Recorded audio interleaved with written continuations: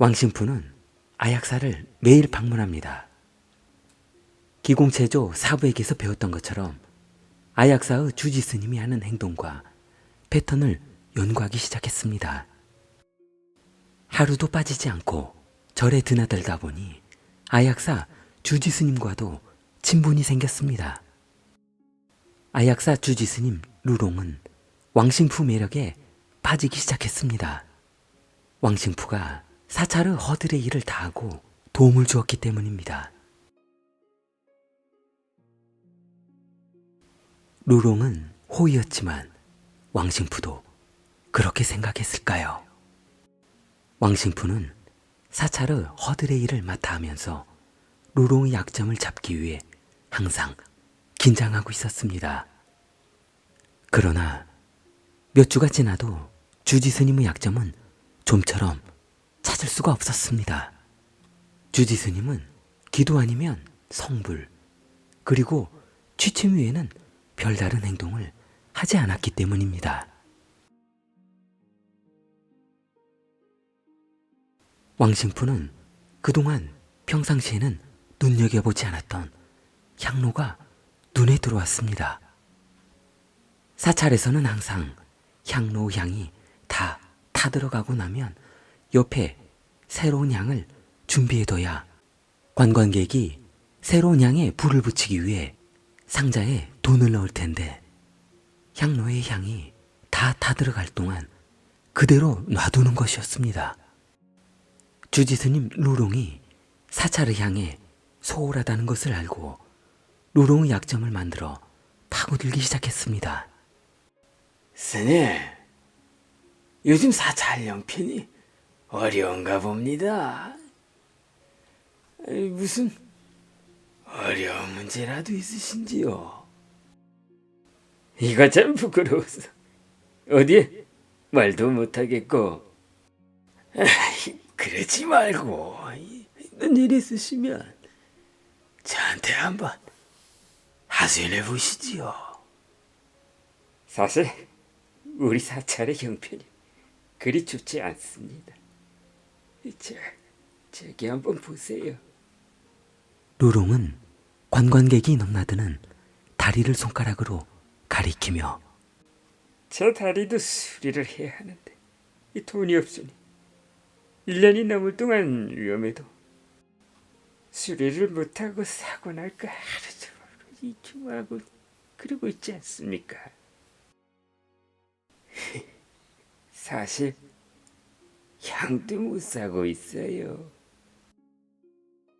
아이, 그런 어려움이 있었으면 진작 말씀하시지 그러셨어요. 스님은 걱정하지 마세요. 제가 한번 알아보겠습니다. 왕신푸는 루핑을 돌아서며 살며시 웃었습니다. 며칠 뒤 왕신푸는 기공사부 시절 신복들에게 연락했습니다. 잘 지내고 있지? 신복은 도망 다니느라 정신이 없다고 합니다. 신복은 사부 안부를 묻습니다. 뭐 먹고 살고 있으면 불러주십시오. 그때가 그립습니다요. 그렇지 않아도 좋은 건수가 하나 있는데 돈 좀 끌어모아서 애들 좀 데리고 이쪽으로 좀 와야겠어. 며칠 뒤 신복은 수십 명의 제자들과 함께 아약사에 도착했습니다. 수제자들은 매일 향로에 향을 피우며 기도했고 상자에 계획한 상당히 많은 돈을 며칠 간격으로 넣었습니다. 주지 스님은 왕신푸가 본인의 체면을 살려준 것에 대해 감사했습니다. 10여 년간 돈 없이 사찰을 운영하다가 한 달 만에 모은 많은 돈으로 부서진 다리도 수리하고 이제 향로 옆의 향도 여유롭게 놔둘 수 있게 되었습니다. 종파 총부에서도 루롱의 능력을 인정하게 되었고 루롱은 총부 교주 종쯔의 신임을 얻게 됩니다. 너무 감사해서 그러는데 이번에는 제가 뭐 도와드릴 게 있을까요? 나도 아약사에서 이렇게 훌륭하신 주지스님과 함께 성불하고 싶기는 한데 저는 미천한 것이 이렇게 성스러운 곳에 머무는 것이 가당치도 않겠지요. 아니 무슨 말씀이십니까? 이렇게 도움을 주셨는데 저와 같이 있으셔야지요. 루롱은 왕신부에게 감사의 뜻으로 함께 지낼 수 있도록 마음의 문을 열어주었습니다. 제 말은 그것이 아니라 저도 여기 아약사의 스님이 되었으면 해서요. 루롱은 한참을 망설였습니다. 아이, 그렇죠. 힘들겠지요. 야, 이거 제 미천한 것이 배운 것이 없어서. 루롱은 무겁게 입을 열었습니다. 다름이 아니라 티베트에서는 스님이 되기 위해서는 티베트에서 성장했다는 증명이 필요합니다. 그런데 왕사부님은 안타깝게 타지역분이라서요. 그 부분 때문에 지생녀가 되는 것이 힘들 것 같습니다. 왕신푸는 기다렸다는 듯 물었습니다. 그럼 티베트 신분증, 한마디로 티베트 국적이 있으면 된다 이거지요. 루롱은 고개를 한쪽으로 기울이며 그렇긴 합니다만 얼마 후 왕신푸는 가짜 티벳 신분증과 출생증명서를 만들어 왔습니다. 이제 왕신푸의 이름은 롭상당젠이었습니다.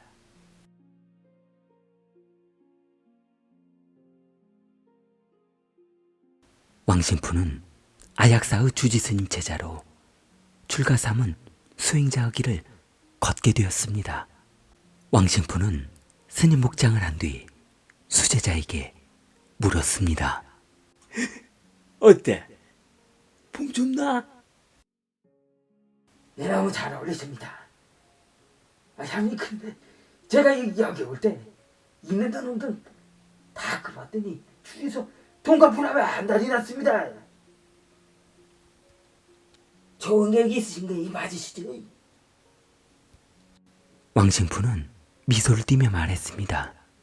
이제 기초조 같은 건 필요 없어.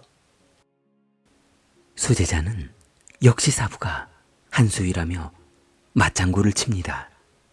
아약사 주지스님 루롱은 법회에서 왕신푸에게 법전을 설명할 수 있는 권한을 가진 로상단전생불이라는 강의할 수 있는 자격을 주었습니다.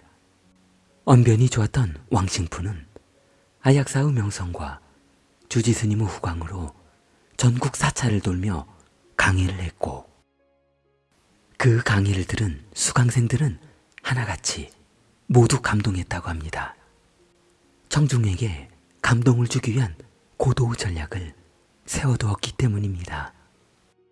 왕신푸는 한 번 강의를 시작하면 3시간에서 5시간 동안 한 번도 쉬지 않고 열정을 다해 강의했다고 합니다. 전국을 순회하며 받은 강의 대금은 사찰에 기부했고 그에 감동받은 주지스님 루롱은 중대 결심을 하게 됩니다. 2008년 8월 8일 아약사 주지스님 루롱은 천년 고찰사원 이름으로 인터넷 사이트를 만들고 스촨 깐츠의 위대한 살아있는 부처의 좌상의식이라는 의식을 거행하게 되었습니다. 왕신푸 좌상 사진을 놓고 뒤에는 포토샵으로 후광을 만들었고 좌상 하부에는 연꽃머리 위에 살포시 앉아있는 듯한 하늘에 떠있는 부처의 영상을 만들었습니다. 왕신푸 살아있는 부처가 탄생되었습니다.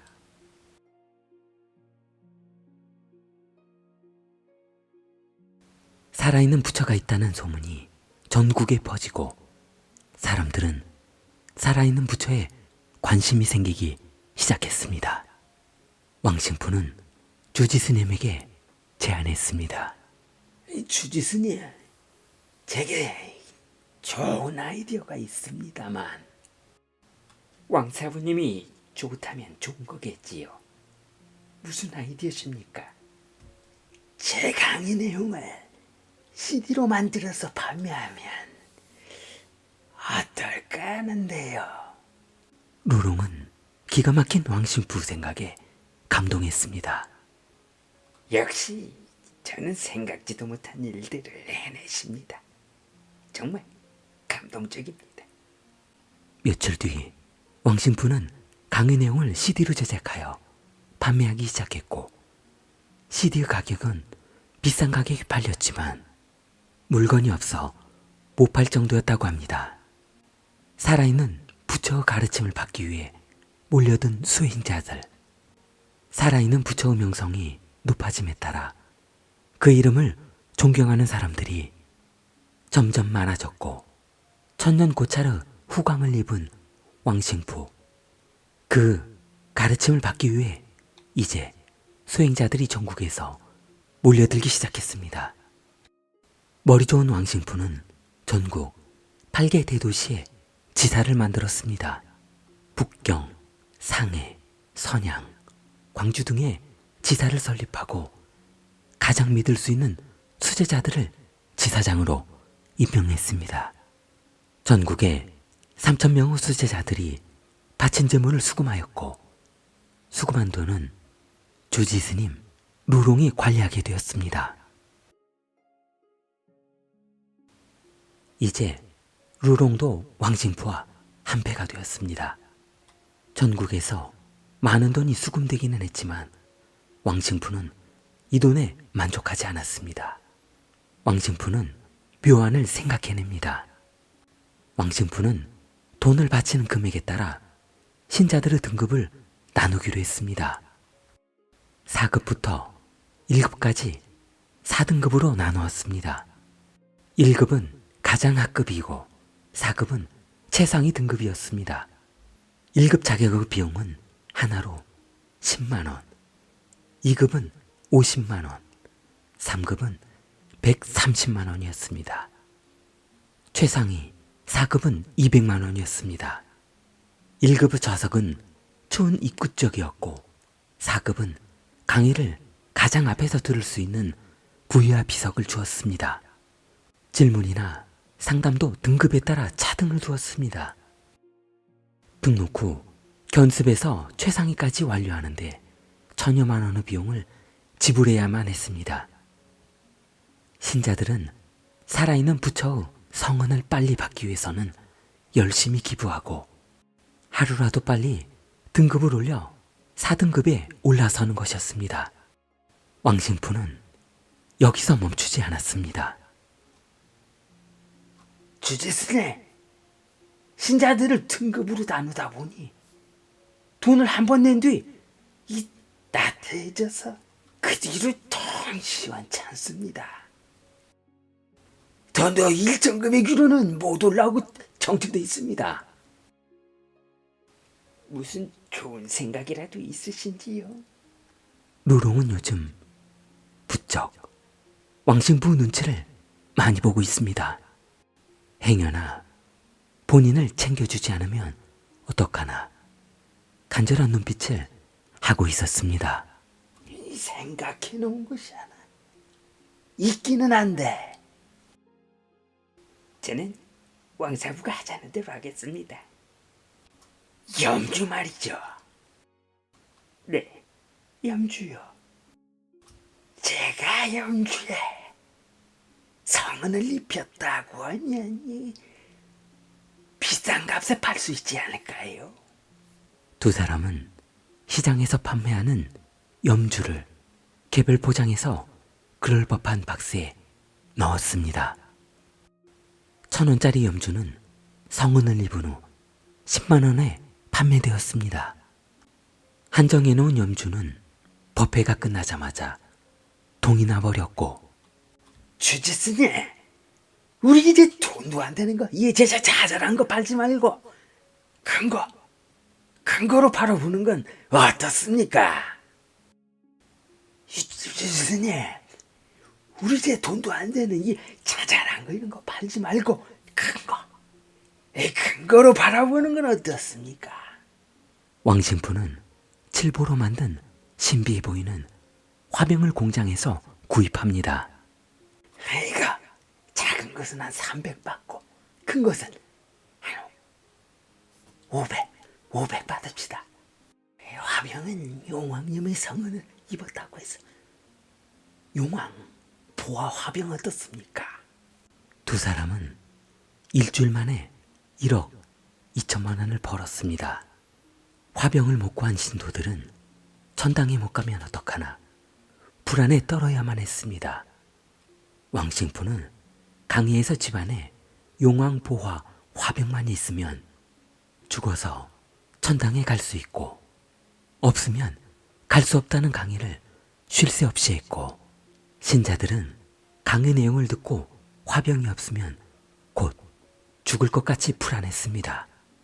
그들은 용왕보화 화병에도 등급을 두었습니다. 그렇게 10여 년 동안 360억의 돈을 모았습니다.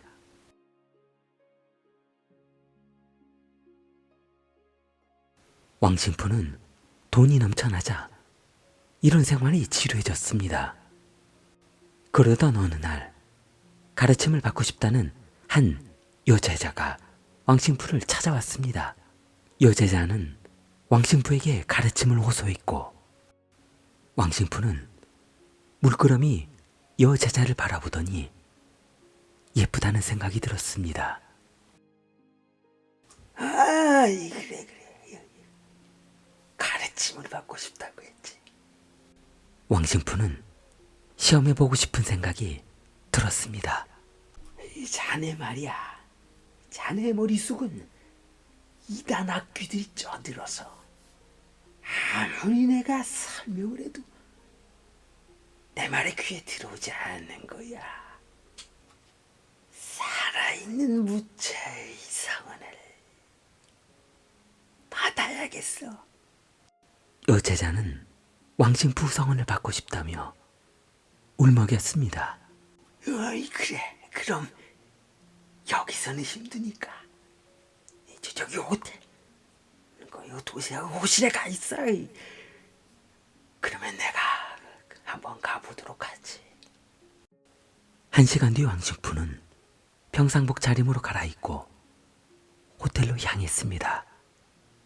호텔에 도착한 뒤 복도를 걸으며 뒤를 흘기들기 쳐다봤습니다. 행여나 누가 미행이나 했을까 걱정됐습니다. 왕싱푸는 호텔 방문을 열었습니다. 여제자는 무릎 꿇고 머리 숙여 울면서 왕싱푸에게 본인의 고통을 호소했고 왕싱푸는 의자에 앉아 여제자를 지그시 내려다봤습니다. 왕싱푸는 여신도를 일으켜 세웁니다. 이 상태로는 힘들겠는데 옷을 걸쳐서는 성운을 받을 수가 없어요. 살아있는 부처 앞에 여제자는 부처가 원하는 대로 할 수밖에 없었습니다. 왕싱푸는 그날 밤 여제자를 강제로 행했습니다.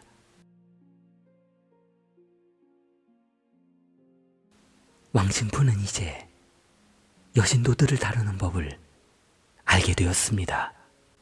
그 뒤로 수백 명의 여신도들을 강제로 행해도 여신도들은 어느 곳에 하소연을 할 수 없었습니다. 몇몇 여신도들은 수치심을 이기지 못하고 정신과 치료를 받으러 다녔으며 우울증으로 증세가 심해진 여신도는 하루하루를 약으로 버텨야만 했습니다. 그러던 어느 날 2016년 살아있는 부처 만행이라는 글이 인터넷에 퍼지기 시작했습니다. 순식간에 인터넷은 이 사건의 논쟁으로 뜨거워졌고 왕싱푸 신자들은 게시글을 올린 글을 찾아가 교주를 음해하는 세력의 모략이라며 맞댓글을 달았습니다. 그렇게 논쟁이 시작된 지 1년이 지나고 2017년 5월 또 다른 피해자들이 용기를 내어 피해자 단체를 구성하게 되었습니다. 경찰에 사건이 접수되었고 피해자들은 신자들의 등급을 나누는 과정과 여신도들에게 행하는 교주 만행을 신고하게 되었고 신빙성이 있다는 판단을 한 경찰은 사찰을 조사했고 조사 과정에서 충격적인 사실을 알게 되었습니다.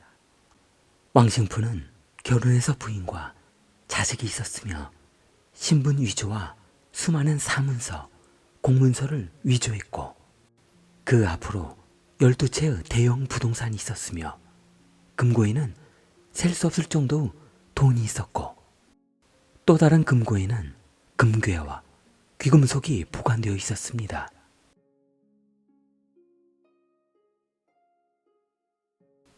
가장 충격적인 것은 왕싱푸가 체포되는 순간 그 소지품에서 나온 물건이었습니다. 콘돔과 인도산 최고급 오일이었습니다. 왕싱푸는 징역 25년을 선고받았습니다. 좋아요, 구독 부탁합니다. 킬리였습니다.